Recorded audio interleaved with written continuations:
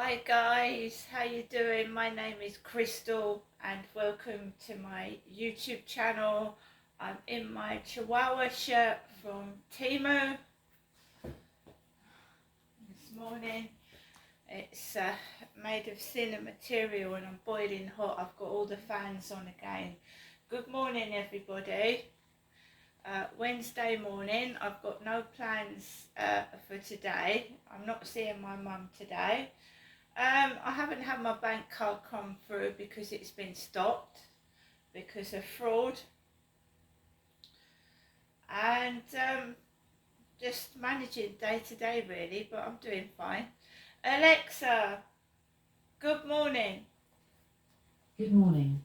On this day in 1911, American explorer Hiram Bingham first visited Machu Picchu, the famous lost city of the Incas. It's now Peru's top tourist site, but its former use is still a mystery. Alexa, what's the date today? It's Wednesday, the 24th of July. Alexa, what's the time? The time is 8:10 a.m. Alexa, what's the weather like? In Rochester, it's 17 degrees Celsius with mostly cloudy skies. Today, you can expect clouds with a chance of showers, with a high of 23 degrees and a low of 14 degrees. Alexa, whose birthday is it today? Today's famous birthdays include American actress, singer, dancer and producer Jennifer Lopez, American YouTuber Stephen Williams, President of El Salvador Nayib Bukele, American actress Kaylee Spaeny, and American actress Elizabeth Moss. Alexa, how old is Jennifer Lopez? Jennifer Lopez is 55 years old. So Jennifer Lopez is the same age as myself. We have a video call coming in from Khaled Tarek. Khaled Tarek on Facebook, whoever that is, I haven't got a clue. You remember first time in the morning that Sean used to try and give me FaceTime calls on Facebook. Now we've got Khaled Tarek. He hasn't managed to stop my YouTube video. It's still going. Normally when somebody rings the phone it stops my YouTube video from playing, but no, it's still going strong.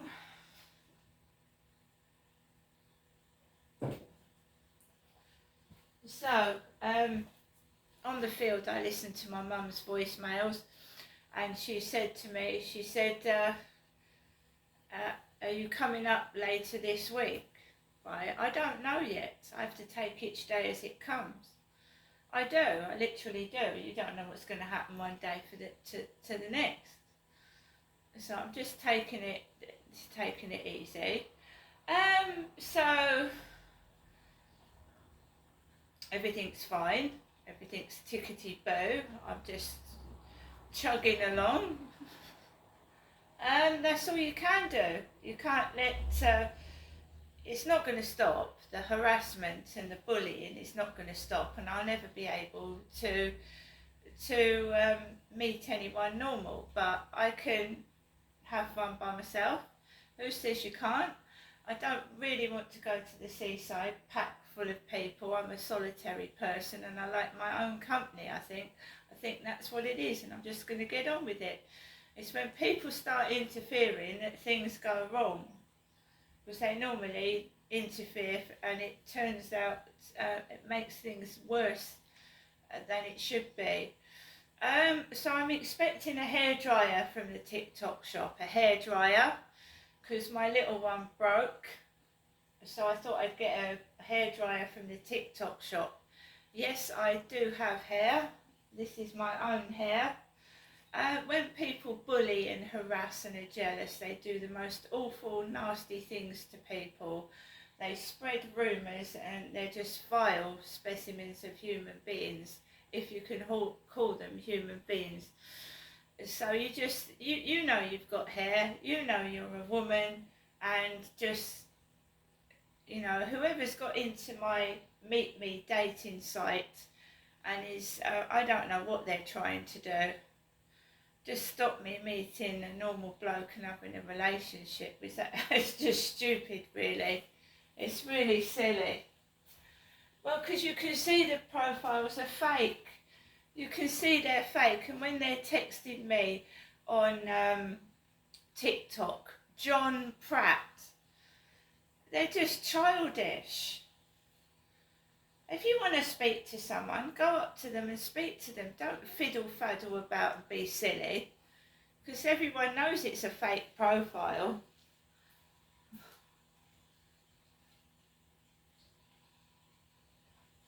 Yeah, so we've got an item of clothing and a hairdryer. I'm also waiting for my prescription to be delivered.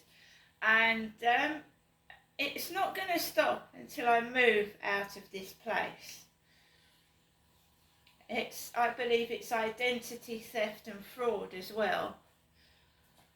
Part of it is identity theft and fraud. Because you can get crystal can be in the male form and the female form. Now you can get a crystal with a C and you can get a crystal with a K. You can spell it crystal. You can do all sorts of things. I believe I've been subject to identity theft and fraud. Even with my other name, that complicated name that I had when I was born, because my passport went missing. I didn't actually receive my passport. It got sent back to me about 3 or 4 times saying the photo wasn't positioned in the right place.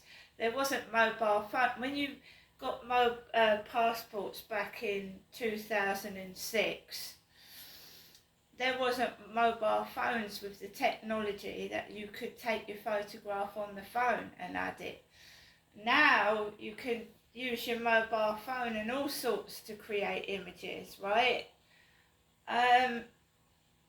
So my passport went missing, or it never got sent to me, and somebody paid £70 for that on my behalf.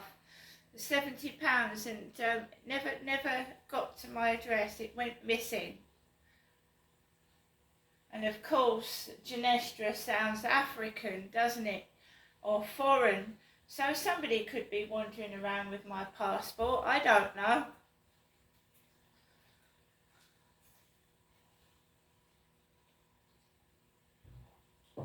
Well, I just find it strange that people want me caged in and I can't go anywhere. That's because they've probably committed fraud and they don't want to be found out. That's why.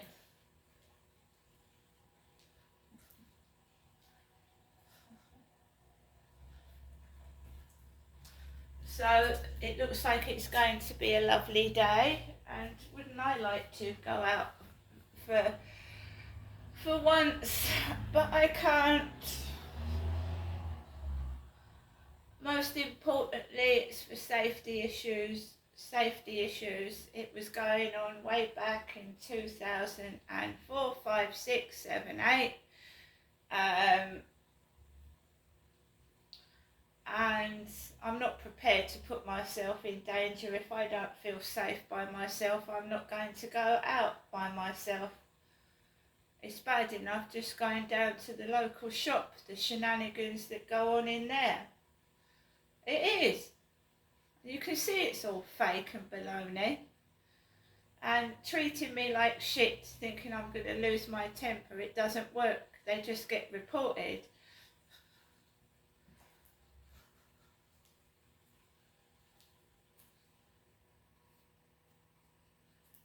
Treating someone like shit so they lose their temper and get upset. Would they like that done to them if I went into the shop and I just make sarcastic comments about their clothing? Do you think they'd like it? They'd burst into tears. I have to put up with a lot, and I don't scream and shout, and no one's worth crying over, are they? Not one of them's worth crying over. Alexa, LBC Radio. LBC London from Global Player.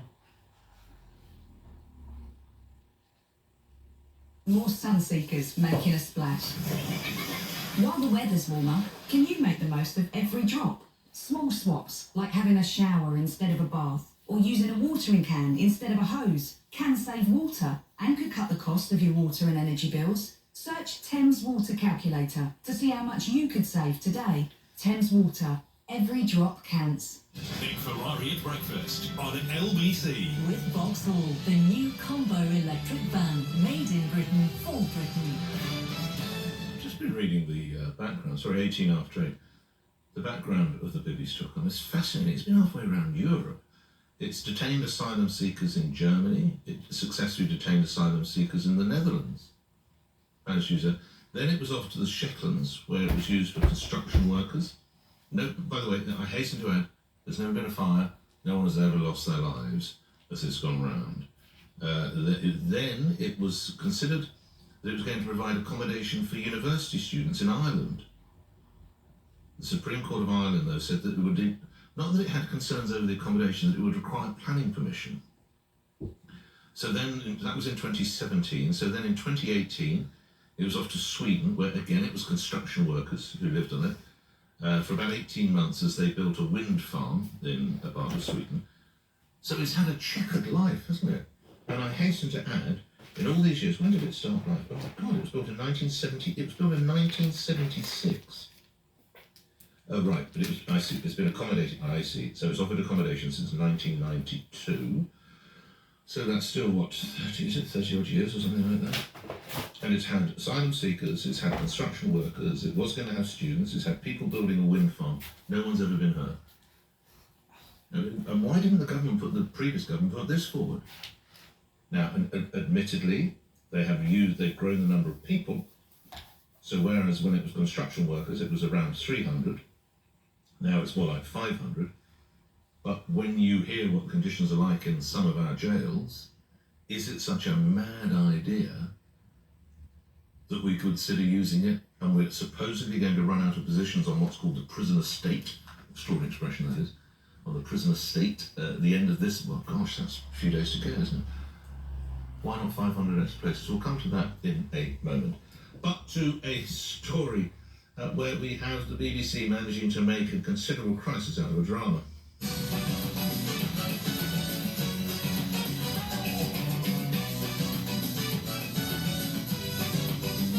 Well, where do you start with the story concerning the BBC? The fact, of course, this crisis regarding Strictly Come Dancing, which, as I said earlier, would appear now to be the human equivalent of equines in a dressage competition, because these people endure so much hostility. Now they're going to have chaperones and people watching all the training rooms or training studios. That seems incredible, but the show must go on, says the boss, Tim Davie. The extraordinary largesse of some of the salaries that were handed out. The pay list is out once again. There's Gary Lineker at the top, back of the net, £1.35 million. Perhaps the most surprisingly, though, Hugh Edwards, who left the broadcaster earlier this year, and again, we wish him nothing but a speedy recovery. He worked for about a quarter of the year, and he picked up a £40,000 increase, up to £475,000. Now, I put it to you, wherever you work or have worked, there's nowhere I know in the sectors in which I've worked where if you came into work less, you would get more money. Normally, call it crazy, it's the other way around. But at the BBC, you can take 9 months off and pick up 40,000 extra pounds. And if we're talking about troubling figures, what about around £500,000? Well, that's the figure of households who've cancelled their licence fee. As it's reported, the BBC struggles to connect with younger audiences. So there's no shortage of challenges, is there? As people, we see a growing number of people think they can get by through their lives without the BBC. Roger Bolton, journalist and broadcaster, presenter on BBC Radio 4 for more than 20 years. He's now got the Roger Bolton's Bead Watch podcast. That's Roger Bolton's Bead Watch podcast. He's held senior positions in broadcasting with the Bead and also with the independent sector as well. Joins me now. Well, I've been through some of the challenges. What's the biggest, Roger? Morning. The biggest is what faces most people. Good morning, by the way. Which is young people. How on earth do you connect with young people? And really disturbing figures about those of young people who aren't connected with the BBC. I mean, Beeb says, 95% of all UK adults use its services, that more people, by far get their news from the BBC, etc., etc. But this is the most worrying thing, and you could say it's an existential crisis, because if they don't attract young people soon, then the figures for those who won't pay the licence fee will go on increasing. You're a Kremlin watcher, you're a Beeb watcher. When the boss, the DG, Tim Davies, says what's underway is a massive transfer of skills and resources from linear to digital, what does that mean for the listeners, viewers and readers? I'm not sure it means that much, really. I mean, the BBC's job is to deliver its content in whichever way the audience wants it. And if the audience moves increasingly over to digital, the BBC should as well. But there's a problem with this, which is that there's a significant 1 million, 2, 3, we're not sure, but it's 1 million of people who aren't online. So if you say the BBC is for everybody and you go entirely over to digital, what you're doing and saying is to a number of people, sorry, you can't have any of the services anymore. So the BBC's got to be there. It's got to be where young people are. I can't tell people, you've got to watch television, that's the only way, or this is the radio, that's the only way you're going to get our services. It's got to deliver them where people want them. But it's also got to remember, if it's going to be a national service, it has to, there are a few people who won't be where they think they are. Got to ask you a question before I let you go. The Strictly Come Dancing crisis, your view of the way that has been handled by the BBC, and I read and you'll know that this is the jewel in the crown. It's sort of become the elephant in the room now, hasn't it? Well, it's very difficult. I mean, it's both immensely popular here, it's immensely popular around the world. I think, look, you've got highly talented people paid an awful lot of money to make fools of themselves sometimes, or desperately try to catch up. John Sargent's not listening. Sorry, you've got passionate dancers who want to do the best and who are used to high standards. And it's a bit like aspect of the Olympics, the people who win tend to be people who go and rehearse, who go and practice on Christmas Day and drive themselves to the limit. So it is a difficult area, and you've got to police it. Could I just say one thing? Go ahead, sir. Got me on Hugh Edwards, which is, he was on a 3-year contract. Only a few months into the contract, the trouble started. You can't suspend people, some person, without paying them, because that's to say they're guilty until they're proven innocent. And when the whole thing was over, there was no financial settlement. They didn't pay the next 2 years of his contract. So it's not a case of him being paid not to come to work. It's very serious charges, have to be investigated. You have a presumption of innocence. And once it was over, the contract was terminated with no payoff. Now, I'm not saying that's ideal, but, that should be put in the balance. And I'm glad you got it out there as ever. Roger Bolton, thank you. Check out Roger Bolton's Beeb Watch. Roger's a journalist and broadcaster there for many years and an independent production boss as well. 8:26. It's time, as I always do conversations like this, to take you to the TV listings. This is what your £169.50? This is what it gives you. BBC One, where should we pick up from? Rip Off Britain, that's a repeat. Expert Witness, that's a repeat. Close Calls on Camera, you can follow me, that's a repeat. Homes Under the Hammer, we go to Dover, Belper and Barnsley. Well, I won't be. That's a repeat. Bargain Hunt, hello? It's not a repeat.